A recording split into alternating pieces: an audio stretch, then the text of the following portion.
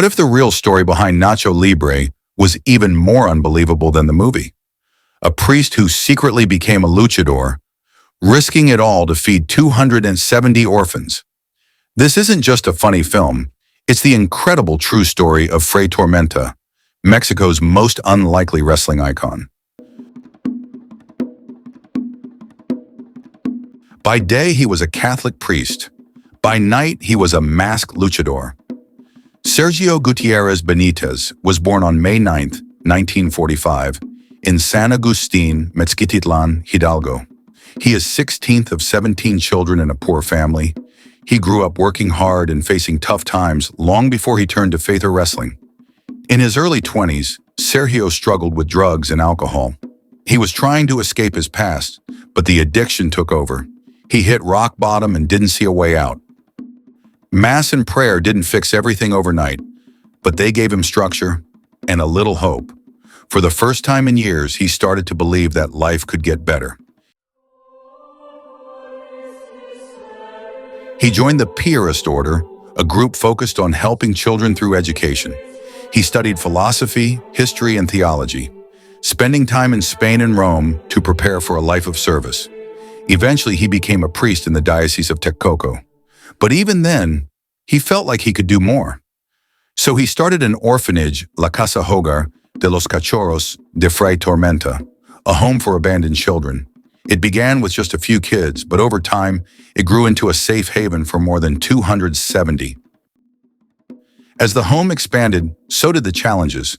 Feeding the kids, keeping the lights on, covering basic needs. It was a daily struggle. Money was tight, and Sergio had to think outside the box. In the late 1970s, he remembered two old Mexican films, El Señor Tormenta and Tormenta en el Ring. They told the story of a priest who secretly became a masked wrestler to support his orphanage. At the time, the idea seemed wild, but now it felt like the perfect plan. This is where lucha libre comes in. In Mexico, lucha libre is more than just wrestling. It's part of the culture. Luchadors wear colorful masks that turn them into heroes, symbols of strength, spirit, and resilience. There's even a special kind of match, lucha de apuestas, where losing your mask means losing your identity. It's the ultimate sacrifice in the ring.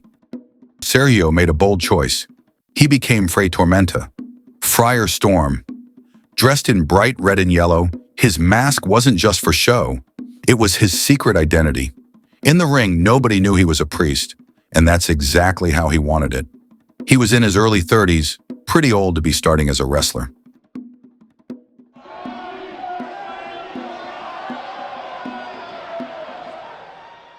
The training was brutal. His body ached, but he kept going. Match after match, he got better. And every match meant food, medicine, and shelter for the kids. He once said, "No luchaba por fama o por dinero. Luchaba por mis hijos, los huérfanos. Cada golpe valía la pena si ellos podían comer." I didn't fight for fame or money. I fought for my children, the orphans. Every hit was worth it if it meant they could eat. That's what made him different. He wasn't fighting for glory. He was fighting for a cause.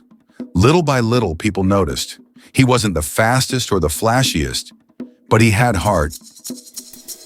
Bigger shows called. The crowds grew, and Fray Tormenta started becoming a legend. But not everyone was cheering. Some in the church weren't comfortable with a priest in a wrestling ring. Lucha Libre was loud and dramatic, not exactly the image of quiet devotion. At first, Sergio kept it secret, but secrets don't last long in small towns. Word got out.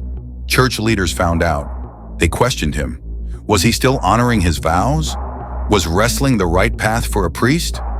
But Sergio stood firm. He said, "My sermons don't feed the children, but wrestling does."